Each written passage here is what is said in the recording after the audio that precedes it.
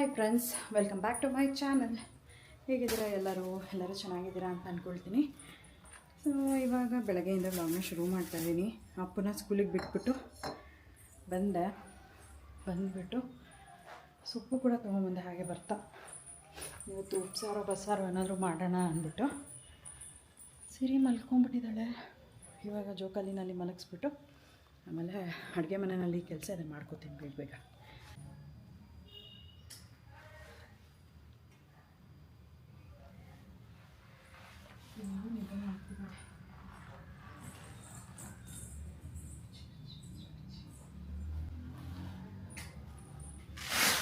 So ಸಿರಿ ಇವಾಗ almost ಒಂದು ಅರ್ಧ ಮುಕ್ಕಾಲು ಗಂಟೆ ತನಕ ಮಲ್ಕೊತಾಳೆ. ಇನ್ನು ನಾನಿವಾಗ ಮನೆ ಕೆಲಸ ಎಲ್ಲ ಮಾಡ್ಕೊಬೇಕು. ಇವತ್ತು ಲೇಟಾಗಿ ಎದ್ದಿದ್ದರಿಂದ ಎಲ್ಲನೂ ಲೇಟೇ ಆಗೋಯಿತು. ನೈಟು ನಾವು ಮಲ್ಕೊಂಡಾಗಲೇ 12:30 ಏನೋ ಆಗಿತ್ತು. ಅಪ್ಪುಗೆ ಪ್ರಾಜೆಕ್ಟ್ ಇತ್ತು ಅಂತ ಅದನ್ನು ಮಾಡ್ತಾಯಿದ್ವಿ.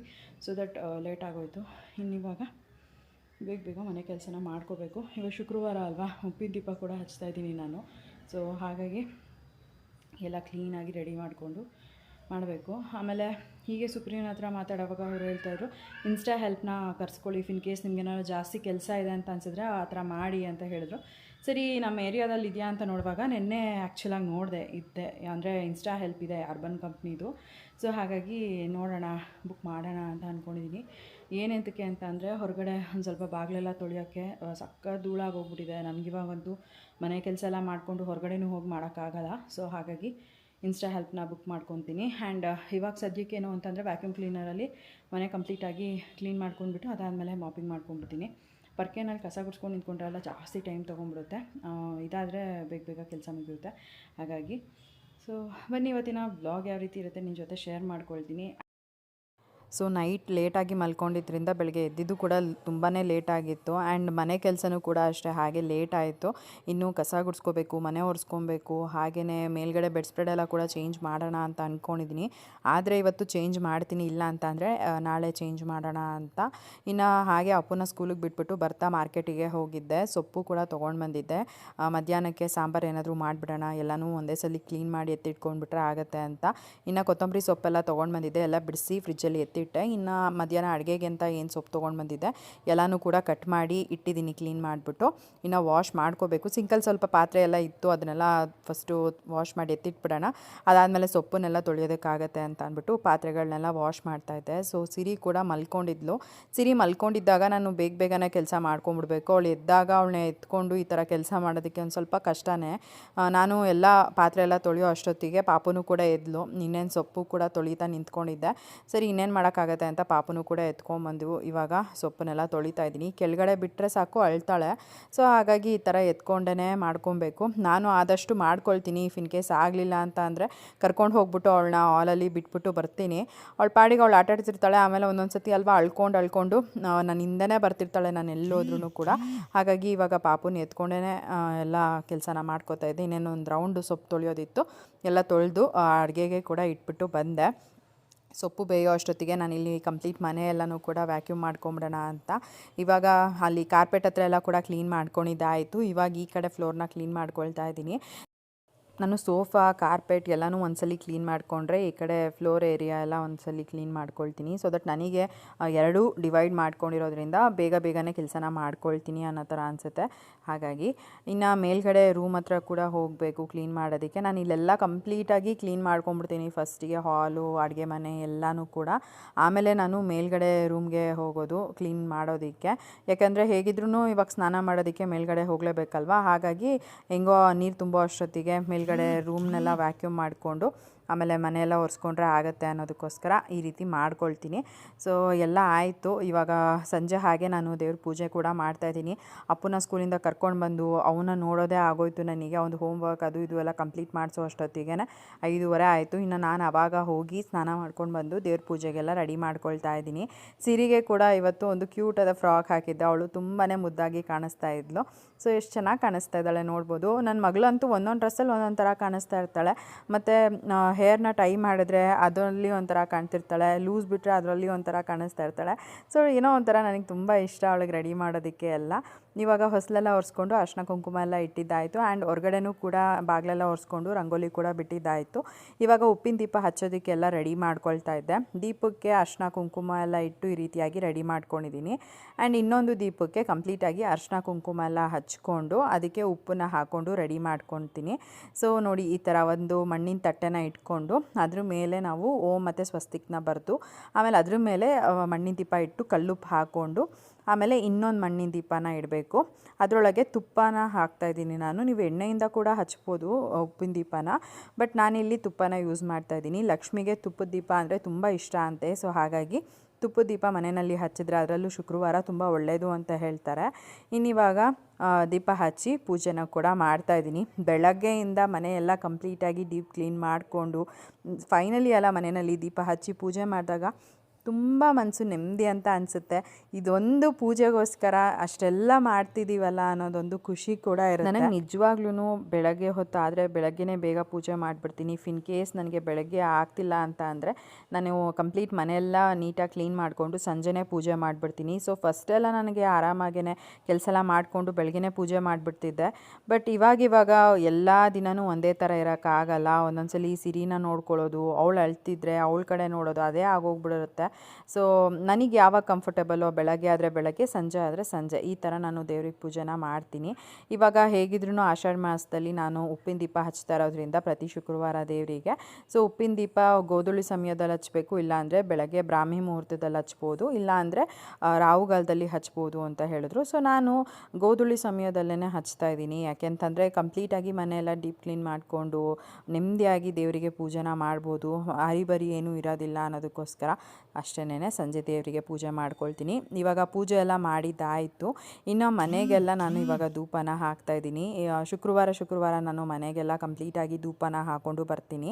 ಸೊ ನಾನು ಲಾಸ್ಟ್ ವ್ಲಾಗ್ನಲ್ಲೇ ಹೇಳಿದ್ದೆ ನಾನು ಈ ರೀತಿಯಾಗಿ ಏನಿದೆ ಒಂದು ಧೂಪಕ್ಕೆ ಏನೇನೆಲ್ಲ ಹಾಕ್ಕೊಳ್ತೀನಿ ಅಂತ ಅಂದ್ಬಿಟ್ಟು. ಸೊ ಇದರಿಂದ ನಮಗೆ ಫೈನಾನ್ಷಿಯಲಿ ಮನೆಯಲ್ಲಿ ಏನಾದರೂ ಬ್ಲಾಕೇಜ್ ಇದೆ ಅಂತಂದರೆ ಎಲ್ಲನೂ ಕೂಡ ಕ್ಲಿಯರ್ ಆಗುತ್ತೆ. ಆ್ಯಂಡ್ ನಿಮಗೆ ಅನಿಸುತ್ತೆ ಡಿಫ್ರೆನ್ಸು. ಸೊ ನನಗೆ ತುಂಬ ವರ್ಕ್ ಆಗಿದೆ ಇದು ಅಂತ ಅನಿಸ್ತಿದೆ. ಸೊ ಹಾಗಾಗಿ ಎವ್ರಿ ಫ್ರೈಡೇ ನಾನು ಈ ರೀತಿಯಾಗಿ ಮನೆಗೆಲ್ಲ ಧೂಪನ ಹಾಕ್ಕೊಂಡು ಬರ್ತೀನಿ. ಸೊ ನಿಮ್ಗೇನಾದರೂ ದೃಷ್ಟಿಯಾಗಿದೆ ಅಂದ್ರೂ ಕೂಡ ನೀವು ಈ ರೀತಿಯಾಗಿ ಮನೆಗೆಲ್ಲ ಶುಕ್ರವಾರದ ಹೊತ್ತು ಧೂಪ ಹಾಕೋದ್ರಿಂದ ಕೂಡ ಅದು ತುಂಬ ಒಳ್ಳೆಯದು. ಸೊ ನೀವೇ ಡಿಫ್ರೆನ್ಸ್ನ ಫೀಲ್ ಮಾಡ್ಬೋದು. ಆ್ಯಂಡ್ ಇವಾಗ ನಾನು ನೆಕ್ಸ್ಟ್ ಡೇಯಿಂದ ಮತ್ತೆ ವ್ಲಾಗ್ನ ಕಂಟಿನ್ಯೂ ಮಾಡ್ತಾಯಿದ್ದೀನಿ. ಬೆಳಗ್ಗೆ ಎದ್ದು ಇವಾಗ ಹೊರಗಡೆ ಎಲ್ಲ ಬಟ್ಟೆ ಒಣಗಾಕಿದ್ದೆ. ಸೊ ಬಟ್ಟೆನ ಒಂದಷ್ಟು ಏನು ವಾಶ್ಗೆ ಹಾಕೋಕ್ಕಿತ್ತು ಎಲ್ಲನೂ ವಾಶ್ಗೆ ಹಾಕ್ಬಿಟ್ಟು ಇಲ್ಲಿ ಎಲ್ಲ ಬಟ್ಟೆ ಏನು ಒಣಗಿತ್ತು ಅದನ್ನೆಲ್ಲ ತೆಗ್ದಾಕ್ಬಿಡೋಣ ಅಂತ ಅಂದ್ಬಿಟ್ಟು ಬಂದೆ. ಇವಾಗ ನೆಕ್ಸ್ಟ್ ರೌಂಡ್ ಅದು ವಾಶ್ ಆದಮೇಲೆ ಇಲ್ಲಿ ಒಣಗಾಕೊಬೋದು ಅಂತ ಅಂದ್ಬಿಟ್ಟು. ಇವಾಗಂತೂ ಟೆರೆಸ್ ಮೇಲೆ ಬಟ್ಟೆ ಎಲ್ಲ ಒಣಗಾಕೋಕ್ಕಾಗಲ್ಲ. ಯಾಕೆಂತಂದರೆ ಮಳೆ ಬರ್ತಾ ಇರತ್ತೆ. ನಾವು ಸಡನ್ನಾಗಿ ಮಳೆ ಬಂದಾಗ ಓಡೋಗಿ ಬಟ್ಟೆ ಎತ್ಕೊಳ್ಳೋಕ್ಕೂ ಕೂಡ ಆಗಲ್ಲ. ಸೊ ಇಲ್ಲಿ ಬಟ್ಟೆ ಒಣಗಾಕಿದ್ರೆ ಒಂದು ಸ್ವಲ್ಪ ಆರಾಮಾಗಿ ಇರುತ್ತೆ, ಜೊತೆಗೆ ಏನು ಒದ್ದೆ ಆಗೋದಿಲ್ಲ ಮಳೆ ಬಂದ್ರೂ ಕೂಡ. ಹಾಗಾಗಿ ಇಲ್ಲೇ ಹಾಕಿರ್ತೀನಿ. ಸೊ ಬಟ್ಟೆನೆಲ್ಲ ತೆಗ್ದಾಕ್ಬಿಟ್ಟು ನಾನಿವಾಗ ಬಾಲ್ಕನಿನಲ್ಲಿ ಏನು ಒಂದಷ್ಟು ಗಿಡಗಳನ್ನ ಇಟ್ಕೊಂಡಿದ್ದೀವಿ, ಎಲ್ಲ ಗಿಡಗಳಿಗೆ ನೀರನ್ನ ಹಾಕ್ತಾಯಿದ್ದೆ. ಸೊ ನನಗಂತೂ ನಮ್ಮ ಬಾಲ್ಕನಿಗೆ ಬರೋದೇ ಒಂಥರ ಖುಷಿ ಅಂತ ಹೇಳ್ಬೋದು. ಎಸ್ಪೆಷಲಿ ಈ ಗಿಡಗಳು ಇರೋದಕ್ಕೆ ಒಂಥರ ಏನೋ ಮೈಂಡ್ ಪೀಸ್ ಅನಿಸುತ್ತೆ ಇಲ್ಲಿ ಬಂದು ಕೂತ್ಕೊಳ್ಳೋದ್ರಿಂದ. ಅದನ್ನು ನಾನು ಚೆನ್ನಾಗಿ ನೋಡ್ಕೋಬೇಕಲ್ವ, ಗಿಡಗಳನ್ನೆಲ್ಲ ಹಾಕಿ ನೀಟಾಗಿ ಮೇಂಟೈನ್ ಮಾಡಿದ್ರೆ ನಮಗೂ ಕೂಡ ಇಲ್ಲಿ ಬರೋದಕ್ಕೆ ಖುಷಿ ಆಗುತ್ತೆ. ಆ್ಯಂಡ್ ನಾನು ಈ ಒಂದು ಏರಿಯಾನ ಯಾವಾಗಲೂ ಕ್ಲೀನಾಗಿ ಇಟ್ಕೊಳ್ಳೋಕ್ಕೇ ಇಷ್ಟಪಡ್ತೀನಿ. ಒಂದೊಂದು ಸಲ ನನ್ನ ಮಗ ಅಂತೂ ಗಲೀಜು ಮಾಡ್ತಾನೆ.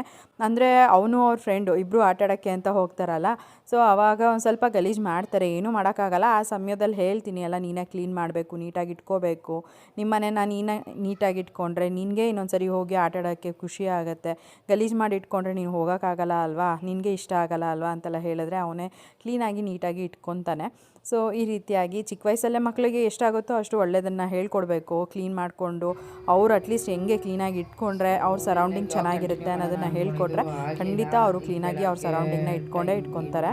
ಆಗಿದೆ ಇವಾಗ ಹಾಗೆ ಬ್ಲಾಗ್ನ ಕಂಟಿನ್ಯೂ ಮಾಡ್ತಾಯಿದ್ದೀನಿ. ಇವತ್ತೇನು ಸ್ಯಾಟರ್ಡೇ ಅಲ್ವಾ, ಜೀವನಿಗೆ ಕೂಡ ರಜಾ. ಆರಾಮಾಗಿ ಬಾಲ್ಕನಿನಲ್ಲಿ ಕೂತ್ಕೊಂಡಿದ್ದೀನಿ. ಬಟ್ಟೆ ಒಣಗಾಕಬೇಕಾಗಿತ್ತು, ಅಲ್ಲ ತೆಗ್ದಾಕಬೇಕಾಗಿತ್ತು, ತೆಗ್ದಾಕ್ಬಿಟ್ಟು ಕೂತ್ಕೊಂಡಿದ್ದೆ. ಗಿಡಕ್ಕೆಲ್ಲ ನೀರು ಹಾಕ್ಬಿಟ್ಟು ಇಲ್ಲಿ ಒಂದಷ್ಟು ಗಿಡಗಳನ್ನ ಇಟ್ಕೊಂಡು ಸಿಂಪಲಾಗಿ, ಜಾಸ್ತಿನೂ ಇಟ್ಕೋಬಾರ್ದು ಬಾಲ್ಕನಿನಲ್ಲಿ. ಯಾಕಂದರೆ ಇಲ್ಲಿ ಮೇಂಟೈನ್ ಮಾಡೋದು ಸ್ವಲ್ಪ ಕಷ್ಟ ಆಗುತ್ತೆ. ಜಾಸ್ತಿ ನಮ್ಮದು ಟೆರೇಸಲ್ಲಿದೆ ಗಿಡಗಳು, ಇಲ್ಲಿ ಇಷ್ಟ ಸಾಕು. ಬಂದಾಗ ಒಂದು ಸ್ವಲ್ಪ ನೋಡೋದಕ್ಕೆ ಗ್ರೀನಾಗಿ ಕಾಣಿಸುತ್ತೆ ಅಲ್ಲೇನ್ರಿ. ಇಲ್ಲ ರಜಾ ಬಂದಾಗ ಏನು ಅನಿಸುತ್ತೆ? ಜೆನ್ಯೂನ್ ಆಗಿ ಹೇಳು, ಸುಮ್ಮನೆ ಏನೇನೋ ಹೇಳ್ಬಾರ್ದು. ಏನು ಅನಿಸುತ್ತೆ? ಖುಷಿ ಆಗುತ್ತಾ ಬೇಜಾರಾಗುತ್ತೆ? ಖುಷಿ ಆಗುತ್ತೆ. ಯಾಕೆ ಬೇಜಾರು ಯಾಕೆ? ಖುಷಿ ಯಾಕಾಗುತ್ತೆ? ಮನೇಲಿ ಆರಾಮಾಗಿರ್ಬೋದು, ರೆಸ್ಟ್ ತಗೋ. ರೆಸ್ಟು ಎಲ್ಲಿಂದ ತಾಳ್ತದೆಯಾ ರೆಸ್ಟು? ಬೆಳಗ್ಗೆ ಎಷ್ಟೊತ್ತಿಗೆ ಎದ್ದೆ? ಬೆಳಗ್ಗೆ 7:30. ಏನು ಮಾಡಿದೆ ಬೆಳಗ್ಗೆ ಎದ್ದು ಬಂದೆ? ಬಂದಿಲ್ಲಿ ಕೂತಿದ್ದೀನಿ. 7:30ಇಂದ 8:30 ತನಕ ಕುಂತಿದ್ಯಾ? ಕೆಲಸ ಏನು? ಇವತ್ತು ಏನೇನು ಕೆಲಸ ಮಾಡ್ತೀಯಾ? ಏನಿಲ್ಲ, ಶರ್ಟ್ ವಾಶ್ ಮಾಡಾಕ್ತೀನಿ ಅಷ್ಟೇ, ಇನ್ನೇನೋ ಮಾಡೋದು ಅಷ್ಟೇ. ಇವಾಗ ಹೋಗಿ ನಾನು ಏನಾರು ಮಾಡಬೇಕು. ಇವತ್ತು ತಿಂಡಿ ಬಂದುಬಿಟ್ಟು ಪನ್ನೀರ್ ಪರೋಟ ಮಾಡೋಣ ಅಂತ ಅಂದ್ಕೊಂಡಿದ್ದೀನಿ. ಈ ರೆಸಿಪಿ ಬಂದುಬಿಟ್ಟು ಸುಪ್ರಿಯಾ ಅವ್ರದ್ದು, ಅವರೇ ಹೇಳ್ಕೊಟ್ಟಿದ್ದು. ಇದು ಮಾಡಿ ಚೆನ್ನಾಗಿರುತ್ತೆ, ತಕ್ಷಿಗೆ ಇಷ್ಟ ಆಗುತ್ತೆ ಅಂತ ಹೇಳಿದ್ರು. ಸೊ ಹಾಗಾಗಿ ಅದನ್ನು ನೆನ್ನೆ ಮಾಡಿಕೊಟ್ಟಿದ್ದೆ ಅವನಿಗೆ. ಅವ್ನು ತುಂಬ ಇಷ್ಟಪಟ್ಟು ಮಮ್ಮಿ ಇನ್ನೊಂದು ಮಾಡಿಕೊಡು ಅಂತ ಅಂದ. ಟೈಮ್ ಬೇರೆ ಆಗೋಗ್ಬಿಟ್ಟಿತ್ತಾ, ಸರಿ ಸ್ಕೂಲಿಂದ ಬಂದಮೇಲೆ ಮಾಡ್ತೀನಿ ಅಂತ ಹೇಳಿದ್ದೆ. ಸ್ಕೂಲಿಂದ ಬಂದಮೇಲೆ ಆಲ್ರೆಡಿ ಅಡುಗೆ ಮಾಡಿಬಿಟ್ಟಿದ್ದೆ ನಾನು. ಇನ್ನು ಊಟ ಅದನ್ನೇ ಮಾಡ್ದೆ. ಇವಾಗ ಕೇಳ್ತಿದ್ದಾನೆ ಬೆಳಿಗ್ಗೆ, ಹಾಗಾಗಿ ಅದನ್ನೇ ಮಾಡೋಣ ಅಂತ ಅಂದ್ಕೊಂಡಿದ್ದೀನಿ. ನೀನು ತಿಂತೀಯ ಅದನ್ನೇ? ನಾವೇನಂದರೆ ಇವತ್ತು ಈರುಳ್ಳಿ ಬೆಳ್ಳುಳ್ಳಿ ಎಲ್ಲ ಹಾಕಿರೋ ಅಡುಗೆ ಏನು ಮಾಡೋಂಗಿಲ್ಲ. ಸೊ ಇದನ್ನೇ ಮಾಡೋಣ, ಚೆನ್ನಾಗಿರುತ್ತೆ ಅಂತ.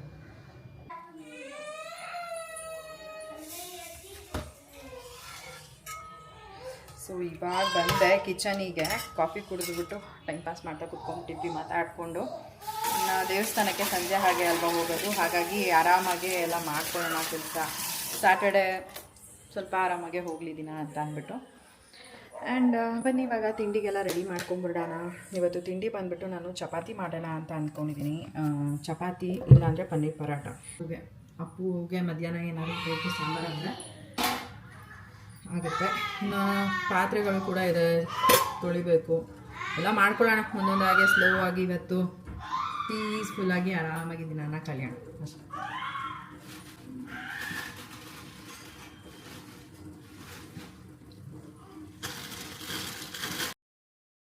ಇನ್ನು ಇವಾಗ ನಾನು ತಿಂಡಿ ಮಾಡೋಣ ಅಂತ ಅಂದ್ಬಿಟ್ಟು ಬಂದೆ. ಜೀವನ್ ಹಿಂದಿನ ದಿನ ಬೂಂದಿನ ತೊಗೊಂಡು ಬಂದಿದ್ರು. ನಾನು ಹೆಸರು ಬೇಳೆ ಪಾಯಸನ ಮಾಡಿದ್ದೆ.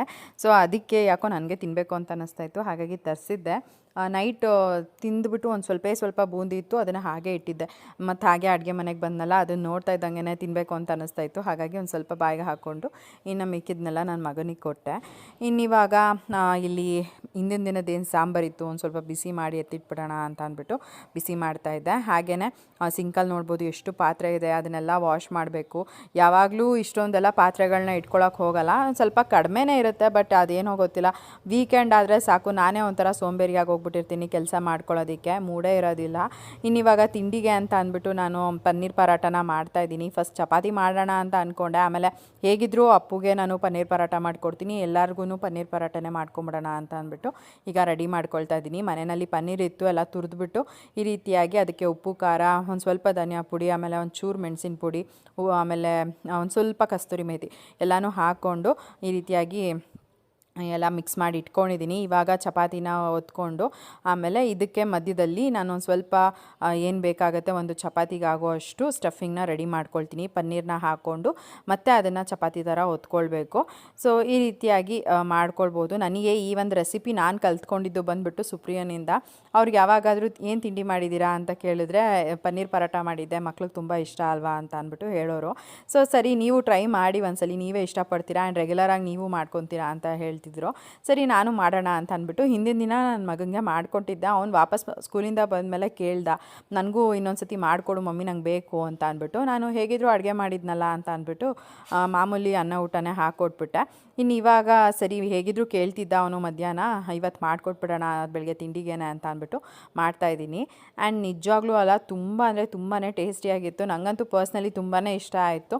ಅವರು ಯಾವಾಗಲೂ ಸುಪ್ರಿಯಾ ಹೇಳೋರು, ಯಾಕೆ ನೀವು ಯಾವಾಗಲೂ ಪನ್ನೀರ್ ಪರೋಟ ಮಾಡ್ತೀರಾ ಅಂತ. ಅಂದರೆ ಹೇಗಿದ್ರೂ ಅದರಲ್ಲಿ ಪ್ರೋಟೀನ್ ಕೂಡ ಆ್ಯಡ್ ಆಗಿರುತ್ತೆ, ತಿನ್ನೋಕ್ಕೂ ಕೂಡ ಚೆನ್ನಾಗಿರುತ್ತೆ. ಆ್ಯಂಡ್ ಒಂದು ಪರೋಟ ತಿಂದ್ರೇ ಫುಲ್ ಫಿಲ್ಲಿಂಗ್ ಅಂತ ಅನಿಸುತ್ತೆ. ಸೊ ನನಗೆ ಇದೇ ಇಷ್ಟ ಆಗುತ್ತೆ ಅಂತ ಅಂದ್ಬಿಟ್ಟು ಸುಮಾರು ಸಲ ಹೇಳೋರು. ನಾನು ಸರಿ ಟ್ರೈ ಮಾಡೋಣ ಅಂತ ಅಂದ್ಕೊಂಡು ಆಗ್ತಾನೇ ಇರಲಿಲ್ಲ. ಆ್ಯಂಡ್ ಫೈನಲಿ ಇವತ್ತು ಟ್ರೈ ಮಾಡಿದೆ. ತುಂಬಾ ಚೆನ್ನಾಗಿತ್ತು ಟೇಸ್ಟ್ ವೈಸ್ ಎಲ್ಲನೂ. ಇನ್ನಿವಾಗ ಮನೆ ಕೆಲಸ ಎಲ್ಲನೂ ಕೂಡ ಮಾಡಿಕೊಂಡು ಆಮೇಲೆ ನೆಕ್ಸ್ಟು ನಾನು ಕೂಡ ಸ್ನಾನ ಮಾಡಿಕೊಂಡು ದೇವ್ರ ಪೂಜೆ ಮಾಡಬೇಕು. ಸೊ ಮನೆ ಕೆಲಸ ಎಲ್ಲ ಮಾಡ್ಕೊಳ್ಳೋ ಅಷ್ಟೊತ್ತಿಗೆ ಆಲ್ಮೋಸ್ಟ್ ಒಂದು ಮಧ್ಯಾಹ್ನ ಆಗೋಗ್ಬಿಡುತ್ತೆ. ಜೀವನಕ್ಕೆ ಬೇರೆ ಹುಷಾರಿರಲಿಲ್ಲ. ಅವರು ಹಿಂದಿನ ದಿನ ಹಾಫ್ ಡೇ ಬಂದಿದ್ದರು, ಒಂದು ಸ್ವಲ್ಪ ಆರ್ಥೋಪೆಟಿಕ್ ಹತ್ರ ತೋರಿಸ್ಬೇಕು ಅಂತ ಅಂದ್ಬಿಟ್ಟು. ಯಾಕೆ ಅಂತ ಅಂದರೆ ಲಾಸ್ಟ್ ಇಯರ್ ನಿಮಗೆ ಗೊತ್ತಿರುತ್ತೆ, ರೆಗ್ಯುಲರ್ ವ್ಯೂವರ್ಸ್ ಆಗಿದ್ದರೆ ಜೀವನ್ಗೆ ಆಕ್ಸಿಡೆಂಟ್ ಆಗಿತ್ತು. ಆಗ ಸ್ವಲ್ಪ ಫ್ರ್ಯಾಕ್ಚರ್ ಆಗಿತ್ತು ಅವರಿಗೆ. ಸೊ ಇವಾಗ ಅದೇ ಒಂದು ಸ್ವಲ್ಪ ಪೇಯ್ನ್ ಸ್ಟಾರ್ಟ್ ಆಗಿದೆ. ಮತ್ತು ಹೀಗೆ ಡಾಕ್ಟರ್ ಹತ್ರ ತೋರಿಸ್ಕೊಂಬರ್ತೀನಿ ಅಂತ ಹೋಗಿ ತೋರಿಸ್ಕೊಂಬಂದಿದ್ರು. ಹಾಗಾಗಿ ನನಗೇನು ಹೆಲ್ಪ್ ಮಾಡೋಕ್ಕಾಗಲ್ಲ, ಬೇಜಾರು ಮಾಡ್ಕೋಬೇಡ, ಇವತ್ತು ನೀನೇ ಮಾಡ್ಕೊಂಬಿಡು ಅಂತ ಹೇಳಿದ್ರು. ಸರಿ ಆಯಿತು ಅಂತ ಅಂದ್ಬಿಟ್ಟು ಈಗ ನಾನು ಎಲ್ಲ ಕೆಲಸನ ಒಬ್ಬಳೇ ಮಾಡಿಕೊಂಡೆ. ಸೊ ಸ್ನಾನ ಮಾಡ್ಕೊಂಡು ಬಂದೆ, ಎಲ್ಲ ಕೆಲಸ ಮಾಡಿ ಮುಗಿಸ್ಬಿಟ್ಟು. ಆ್ಯಂಡ್ ಮ್ಯಾಟ್ ಕೂಡ ಸ್ವಲ್ಪ ವಾಶ್ ಮಾಡೋದಿತ್ತು, ಹ್ಯಾಂಡ್ ವಾಶೇ ಮಾಡಿದೆ. ಯಾಕೆ ಅಂತ ಅಂದರೆ ತುಂಬ ಕೊಳೆ ಆಗಿಬಿಟ್ಟಿತ್ತು. ಹೇಗಿದ್ದರೂ ಬ್ರಷ್ ಮಾಡಿ ಹಾಕಬೇಕು, ಅದ್ರ ಬದಲು ಫುಲ್ಲೇ ವಾಶ್ ಮಾಡಿಬಿಡೋಣ ಅಂತ ಅಂದ್ಬಿಟ್ಟು ವಾಶ್ ಮಾಡಿದೆ. ಇವಾಗ ದೇವಸ್ಥಾನಕ್ಕೆ ಹೋಗಬೇಕು, ರೆಡಿ ಆಗ್ತಾಯಿದ್ದೀನಿ ಬೇಗ ಬೇಗ.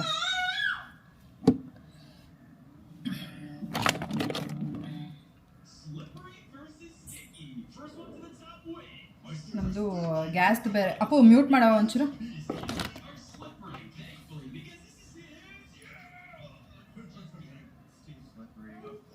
ಮ್ಯೂಟ್ ಮಾಡೋ. ನಮ್ಮದು ಗ್ಯಾಸ್ದು ಬೇರೆ ಏನೋ KYC ಅಪ್ಡೇಟ್ ಮಾಡಿಸ್ಬೇಕಂತೆ, ಅದಕ್ಕೆ ಅಂತ ಜೀವನ್ ಹೋಗಿದ್ರು. ಅವ್ರು ಕೂಡ ಯಾವಾಗ ಬಂದರು. ಸೊ ಹಾಗಾಗಿ ಒಂದು ಸ್ವಲ್ಪ ಲೇಟ್ ಆಯಿತು. ನನಗೂ ಬೆಳಗ್ಗೆಯಿಂದ ಕೆಲಸ ಮಾಡಿ ಮಾಡಿ ಲೈಕ್ ಯಾವಾಗ ಮುಗಿಯುತ್ತಪ್ಪ ಅನ್ನೋ ಥರ ಅನಿಸ್ಬಿಟ್ಟಿತ್ತು. ಸನ್ಸ್ಕ್ರೀನ್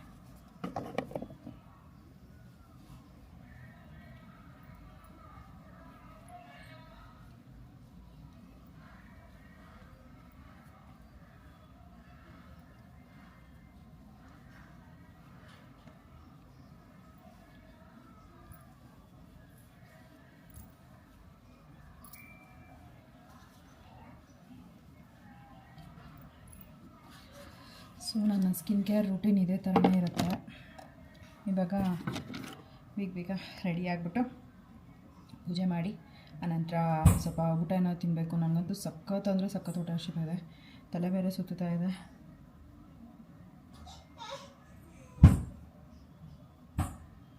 ಅದು ಏನು ಗೊತ್ತಾ, ಫೀಡಿಂಗ್ ಬೇರೆ ಮಾಡಿಸ್ತೀನಲ್ಲ ಆಫನ್ ಟೈಮ್ಸ್, ಹಾಗಾಗಿ ಅದು ಆಗಲ್ಲ ಹೊಟ್ಟೆ ಹಚ್ಕೊಂಡು ಇರೋಕ್ಕೆ.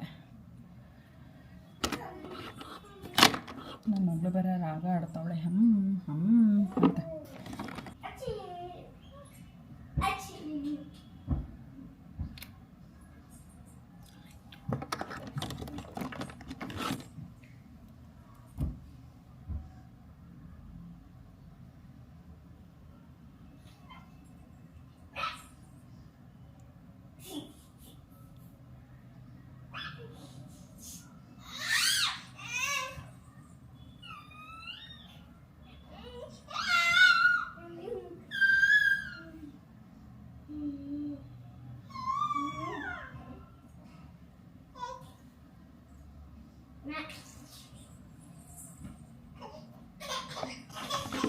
ಅಳಿಸ್ಬೇಡ ಅಪ್ಪು, ಯಾಕೆ?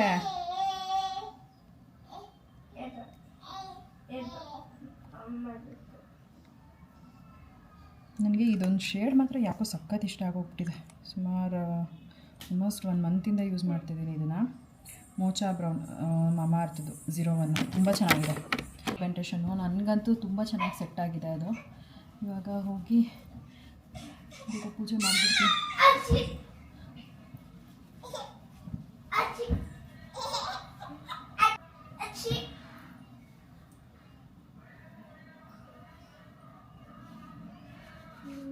ಗ್ರಾಮ್ 40 ಒಳ್ಳೆ ಹೂವು.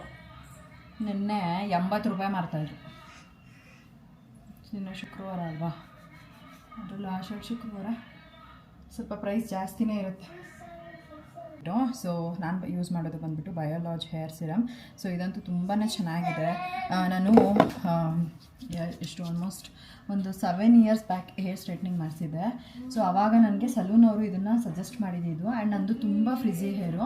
ಸ್ಟ್ರೈಟ್ನಿಂಗ್ ಮಾಡಿಸಿದ್ರು ಕೂಡ ನಂದು ಹೇರ್ಸ್ ತುಂಬಾ ಫ್ರಿಝಿ ಆಗ್ತಾಯಿತ್ತು. ಹಾಗಾಗಿ ಸರಿ ಯೂಸ್ ಮಾಡೋಕ್ಕೆ ಅಂತ ಸ್ಟಾರ್ಟ್ ಮಾಡಿದೆ. ಆ್ಯಂಡ್ ನಿಜವಾಗ್ಲೂ ಅಲ್ಲ, ತುಂಬ ಅಂದರೆ ತುಂಬ ಚೆನ್ನಾಗಿದೆ. ಇದನ್ನ ವೆಟ್ ಹೇರ್ಸಲ್ಲೇ ಅಪ್ಲೈ ಮಾಡಿಬಿಡ್ಬೇಕು. ಡ್ರೈ ಹೇರ್ಸಲ್ಲಿ ಅಪ್ಲೈ ಮಾಡಿದ್ರೆ ಅಂತ ಏನೂ ರಿಸಲ್ಟ್ ಚೆನ್ನಾಗಿರಲ್ಲ. ಬಟ್ ವೆಟ್ ಹೇರ್ಸಲ್ಲಿ ಅಪ್ಲೈ ಮಾಡಿದ್ರೆ ನಿಮಗೆ ನೋಡಿ ಕೂದಲು ಸಿಕ್ಕೇ ಅನಿಸಲ್ಲ, ಈಸಿಯಾಗಿ ರಿಮೂವ್ ಮಾಡ್ಕೊಂಡ್ಬಿಡ್ಬೋದು. ಚೆನ್ನಾಗಿ ಅನಿಸುತ್ತೆ. ಸೊ ನೋಡಿ, ತೊಗೊಳಂಗಿದ್ರೆ ತೊಗೊಳ್ಳಿ, ಟ್ಯಾಗ್ ಮಾಡಿರ್ತೀನಿ ಪ್ರಾಡಕ್ಟ್ನ. ತುಂಬ ಚೆನ್ನಾಗಿದೆ ಗೈಸ್. ನಾನು ನಿಜವಾಗ್ಲೂ ನಾನು ಬೇರೆ ಸೀರಮ್ ಒಂದು ಏನು ಆ್ಯಟಮ್ ವರ್ಕ್ದು ಯೂಸ್ ಮಾಡ್ತಾಯಿದ್ದೆ, ನನ್ನ ಫ್ರೆಂಡ್ ಸಜೆಸ್ಟ್ ಮಾಡಿದ್ರು ಅಂತ. ಸೊ ಅದು ಕೂಡ ಚೆನ್ನಾಗಿದೆ. ಅದನ್ನು ಬಿಟ್ಟರೆ ಇದು ನನಗೆ ತುಂಬ ಇಷ್ಟ. ಅಂದರೆ ಇದನ್ನು ರೆಗ್ಯುಲರ್ ಆಗಿ ಯೂಸ್ ಮಾಡ್ತೀನಲ್ವ, ಸೊ ಚೆನ್ನಾಗಿದೆ. ಹೇರ್ ಕ್ಲಿಪ್ ಹಾಕ್ಕೊಂಡು ಹೋಗಿ ಫಸ್ಟು ಪೂಜೆ ಮಾಡಿಬಿಡ್ತೀನಿ. ಅಪ್ಪು ನಡಿಯಮ್ಮ, ಕೆಳಗಡೆ ಹೋಗೋಣ, ಪಾಪನ ಕರ್ಕೊಂಡು ಹೋಗೋಣ. ಗಾಳಿ ಮಳೆ ಬೇರೆ ಬರೋಂಗಿದೆ, ಇಲ್ಲೂ ಮೋಡ ಹೋಗ್ಬಿಟ್ಟಿದೆ ಅನ್ನಿಸ್ತೀನಿ ನೋಡಿ. ನನ್ನ ಮಗ ನೋಡಿ ಹೋಮ್ವರ್ಕ್ ಬರೀ ಅಂದರೆ ಎಲ್ಲ ಕ್ಲೀನ್ ಮಾಡಿದ್ದೀನಿ, ಎಲ್ಲ ತಂದಿಲ್ಲ, ಆಗಲೇ ಅಂಡವನೆ.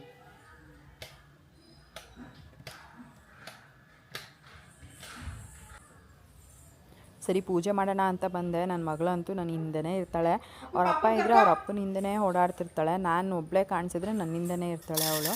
ಸರಿ ಹಿಂದಿನ ದಿನ ನಾನು ಉಪ್ಪಿನ ದೀಪ ಹಚ್ಚಿದ್ದೆ ಅಲ್ವಾ, ಅದನ್ನು ಈ ರೀತಿಯಾಗಿ ಒಂದು ಬೌಲ್ನಲ್ಲಿ ಒಂದು ಸ್ವಲ್ಪ ನೀರನ್ನ ಆ್ಯಡ್ ಮಾಡಿಬಿಟ್ಟು ಬಿಟ್ಬಿಡ್ತೀನಿ, ಅದು ಕರಗೋವರೆಗೂ. ಅದು ಕರಗಿದ ನಂತರ ಗಿಡಗಳಿಗೆ ಹಾಕ್ಬಿಡ್ತೀನಿ. ಇವಾಗ ಏನಿದು ದೀಪಗಳೆಲ್ಲ ಯೂಸ್ ಮಾಡಿದ್ದೆ ಅದನ್ನೆಲ್ಲ ವಾಶ್ ಮಾಡಿ ಎತ್ತಿಟ್ಕೊಂಡ್ಬಿಡ್ತೀನಿ. ಇನ್ನು ಇವಾಗ ದೇವ್ರ ಪೂಜೆಗೆ ಎಲ್ಲ ಹೂವನ ಇಟ್ಟು ದೇವರಿಗೆ ಫೋಟೋಗೆಲ್ಲ ರೆಡಿ ಮಾಡ್ಕೊಂಡಿದ್ದಾಯಿತು. ಇವಾಗ ಎಣ್ಣೆ ಹಾಕ್ಬಿಟ್ಟು ಇವಾಗ ದೀಪ ಹಚ್ಚಿ ಪೂಜೆನ ಮಾಡಿ ಅಷ್ಟೊತ್ತಿಗೆ ಸಿರಿ ಕೂಡ ಬಂದಳು.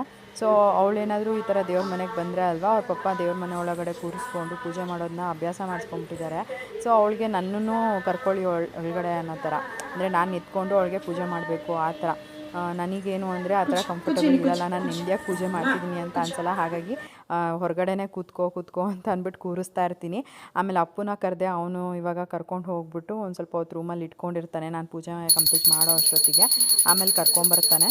ಆಮೇಲೆ ಪಾಪುಗೆ ಫೀಡಿಂಗ್ ಮಾಡಿಸೋದ ಏನು ಅಂತೆಲ್ಲ ನೋಡಿಕೊಂಡು ಫೀಡಿಂಗ್ ಮಾಡಿಸ್ಬಿಟ್ಟು ಆಮೇಲೆ ಅಮ್ಮನ ಮನೆಗೆ ಬಿಟ್ಬಿಟ್ಟು ಹೋಗಬೇಕು. ಹೊರಗಡೆ ನೋಡಿದ್ರೆ ತುಂಬ ಜೋರು ಮಳೆ ಬರೋ ಥರನೇ ಆಗೋಗ್ಬಿಟ್ಟಿತ್ತು. ನಾವು ಹೋಗ್ತೀವೋ ಇಲ್ವೋ ಅನ್ನೋ ಥರನೇ ಆಗಿತ್ತು ದೇವಸ್ಥಾನಕ್ಕೆ. ಯಾಕೆಂದರೆ ಏನೂ ಮಳೆ ಇಲ್ಲ ಅಂತ ಅಂದರೆ ಆರಾಮಾಗಿ ನಾವು ಗಾಡಿನಲ್ಲೇ ಹೋಗ್ಬಿಟ್ಟು ಬಂದ್ಬಿಡ್ಬೋದು. ಇಫ್ ಇನ್ ಕೇಸ್ ಮಳೆ ಬಂದರೆ ಅಲ್ವಾ, ಒಂದೊಂದ್ಸಲಿ ಕ್ಯಾಬ್ ಕೂಡ ಬುಕ್ ಆಗೋದಿಲ್ಲ. ನಮ್ಗೆ ಅದೊಂಥರ ತಲೆನೋವು. ಮತ್ತು ಈ ಕಡೆಯಿಂದ ಹೆಂಗೋ ಹೊರ್ಟೋಗ್ಬಿಡ್ತೀವಿ, ಆ ಕಡೆಯಿಂದ ವಾಪಸ್ ಬರೋಕ್ಕೆ ತುಂಬ ಕಷ್ಟ ಆಗುತ್ತೆ, ಆಟೋನೇ ಬುಕ್ ಆಗೋಲ್ಲ. ಸೊ ಹಾಗಾಗಿ ಯೋಚನೆ ಮಾಡ್ತಾಯಿದ್ವಿ ಏನು ಮಾಡೋದು ಏನು ಅಂತ.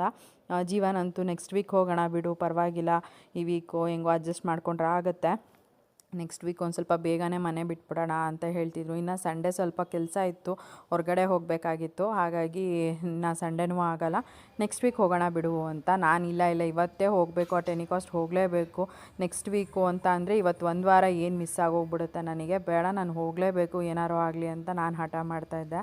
ಆಮೇಲೆ ಸರಿ ಆಯಿತು, ನೋಡೋಣ, ಮಳೆ ಏನಾದರೂ ನಿಂತರೆ ಗಾಡಿನಲ್ಲಿ ಹೋಗೋಣ, ಇಲ್ಲ ಅಂತ ಅಂದರೆ ನೋಡೋಣ, ಆದರೆ ಆಟೋ ಬುಕ್ ಮಾಡ್ಕೊಳ್ಳೋಣ ಅಂತ ಹೇಳಿದ್ರು. ಆಮೇಲೆ ದೇವ್ರಿಗೆ ಪೂಜೆ ಎಲ್ಲ ನಂದು ಆಯಿತು. ಜೀವನ್ ಕೂಡ ಬಂದು ಪೂಜೆ ಮಾಡಿದ್ರು. ಆಟೋ ಬುಕ್ ಮಾಡೋಕ್ಕೆ ಅಂತ ನೋಡಿದ್ವಿ, ಆಟೋ ಕೂಡ ಬುಕ್ ಆಯಿತು. ಸರಿ ಇನ್ನೇನು ಆರಾಮಾಗಿ ಹೋಗ್ಬಿಟ್ಟು ಬರೋಣ ದೇವಸ್ಥಾನಕ್ಕೆ ಅಂತ ಅಂದ್ಬಿಟ್ಟು ಹೊರಟ್ವಿ. ನಿಜವಾಗ್ಲೂ ನನಗೆ ಸ್ಯಾಟರ್ಡೆ ಬಂದರೆ ರಾಯರಿಗೆ ನಾನು ಏನು ಕಾಯಿ ಕಟ್ಟಿ ಪೂಜೆ ಮಾಡ್ತಾಯಿದ್ದೀನಿ ಅದನ್ನು ಮಿಸ್ ಮಾಡ್ಕೊಳ್ಳೋಕೆ ಇಷ್ಟನೇ ಇಲ್ಲ. ನಾನು ಹೋಗಲೇಬೇಕು, ನನಗೆ ಅದೇನೋ ಪೂಜೆ ಮಾಡಿದ್ರೆ ಕರೆಕ್ಟಾಗಿ ಪೂಜೆ ಮಾಡಿಬಿಡಬೇಕು. ಹಾಗೆ ಮೀಶೋಯಿಂದ ನಾನು ಈ ಒಂದು ಪ್ರಾಡಕ್ಟ್ನ ತರಿಸಿದ್ದೆ, ಅದನ್ನು ನಿಮ್ಮ ಜೊತೆನೂ ಕೂಡ ಶೇರ್ ಮಾಡ್ಕೊಳ್ತಾ ಇದ್ದೀನಿ, ಏನು ತರಿಸಿದ್ದೆ ಏನು ಅಂತ. ಆ್ಯಂಡ್ ನನಗೆ ವರಮಹಾಲಕ್ಷ್ಮಿ ಹಬ್ಬಕ್ಕೆ ಇದು ತುಂಬ ಅವಶ್ಯಕತೆ ಇತ್ತು, ಬೇಕಿತ್ತು. ಹಾಗಾಗಿ ಇದನ್ನು ಮೀಶೋನಲ್ಲೇ ಆರ್ಡರ್ ಮಾಡಿ ತರಿಸ್ಕೊಂಡೆ. ಸೊ ಮೀಶೋನಲ್ಲಿ ನಾನು ಈ ಒಂದು ಪ್ರಾಡಕ್ಟ್ನ ತರಿಸಿದೆ, ಈಗ ತಾನೇ ಜಸ್ಟ್ ರಿಸೀವ್ ಆಯಿತು. ಅರ್ಶಿನ ಕವಡೆ, ಹಾಗೆಯೇ ಗೋಮಾತಿ ಚಕ್ರ, ಕಮಲದ ಬೀಜ, ಆಮೇಲೆ ಗುಲ್ಗಂಜಿ ಎಲ್ಲನೂ ಕೂಡ ನಾನು ತರಿಸಿದ್ದೀನಿ. ಸೊ ನೋಡ್ಬೋದು ಈ ರೀತಿಯಾಗಿ ಇದೆ, ಈ ರೀತಿಯಾಗಿ. ಆ್ಯಂಡ್ ನಿಜವಾಗ್ಲೂ ಕೂಡ ವರ್ತ್ ಅಂತ ಹೇಳ್ಬೋದು. ಲಾಸ್ಟ್ ಇಯರ್ ನಾನು ಇದನ್ನು ಇದರಲ್ಲಿ ತೊಗೊಂಡಿದ್ದೆ, ಗಂಧಿಗೆ ಅಂಗಡಿಲಿ, ಅಲ್ಲಿ ಸ್ವಲ್ಪ ಪ್ರೈಸ್ ಜಾಸ್ತಿನೇ ಆಗಿತ್ತು. ಈ ಸತಿ ಮೀಶೋನಲ್ಲೇ ತರಿಸ್ಕೊಂಡಿದ್ದೀನಿ. ಯಾರಿಗಾದ್ರೂ ಬೇಕು ಅಂತ ಅಂದರೆ ಲಿಂಕ್ ಅಂತ ಕಮೆಂಟ್ ಮಾಡಿ, ನಾನು ನಿಮ್ಮ ಜೊತೆ ಶೇರ್ ಮಾಡ್ಕೊಳ್ತೀನಿ. ಆ್ಯಂಡ್ ನಿಜವಾಗ್ಲೂ ಕೂಡ ತುಂಬಾ ಚೆನ್ನಾಗಿದೆ, ನನಗೆ ತುಂಬ ಇಷ್ಟ ಆಯಿತು. ಸೊ ವರಮಹಾಲಕ್ಷ್ಮಿ ಹಬ್ಬಕ್ಕಂತೂ ಇದು ಬೇಕೇ ಬೇಕು, ಮಿಸ್ ಮಾಡೋ ಹಾಗಿಲ್ಲ. ಸೊ ಮುಂಚೆನೇ ಮೀಶೋನಲ್ಲಿ ಬೈ ಮಾಡಿಬಿಟ್ಟೆ. ನಿಮಗೂ ಕೂಡ ಏನಾದ್ರು ಬೇಕು ಅಂತಂದರೆ ಹೇಳಿ, ಲಿಂಕ್ನ ಕಳಿಸ್ತೀನಿ. ಹಿಂಗೆ ಅಪ್ಪ ಎತ್ಕಿ ತೆಗೆದುಬಿಟ್ಟು ಆಮೇಲೆ ಹಿಂಗೆ